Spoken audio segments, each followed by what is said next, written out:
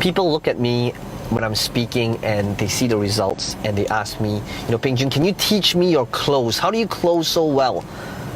And for people that ask that question, I know that they didn't get it. They think that a good close in any sale, any transaction, whether it's one-on-one, one-to-many, whether it's on a webinar, whether it's on a live audience, they think it's about the close, when in fact, the entire presentation is a close. And I think that understanding, if you understood this from a really deep level perspective, that is the one thing that separates the top 0.1% with everybody else.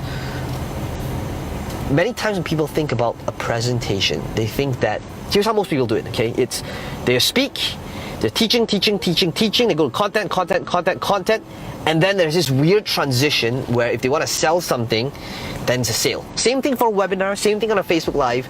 They teach, great content, and then there's this weird transition to the close, right? But the true closers, if you want to be great doing this, whether it's on Facebook, whether it's on a webinar, whether it's in a live event, is to understand that the entire presentation, from the moment you begin that presentation, the open is a close. The way you tell your story and how you build rapport, that's a close. When you're teaching your content, you're not teaching content, you're not teaching this for the sake of teaching, but rather you're teaching because you're serving them at the highest level. How do you serve them at the highest level?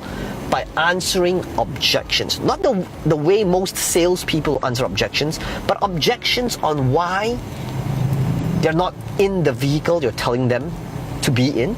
The objections on their insecurities, the objections about the excuses, and that's how you can actually serve people at the highest level. Most of the time people think that to serve your audience, it's about giving them the steps, about the strategies, when in fact, that's a mistake I made. You could give 20 different strategies in a 1-hour webinar.